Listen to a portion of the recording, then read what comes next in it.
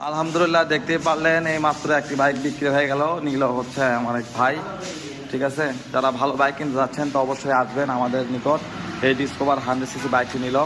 তো ভাই আসসালামু আলাইকুম, কই থেকে আসছিলেন? ভাই আমরা বগুড়া গোদারপাড়া বাজার থেকে আসছি। আচ্ছা, আপনাদের গাড়ি দেখলেন, চালালেন, কোনো সমস্যা নাই তো? মোটামুটি সবকিছু ওকে। আপনার ভাইকে যেরকম বলছিলাম আশা করি সেরকমই তো ভাই, আপনি যেরকম বলছে কোনো 19-20 নাই তো?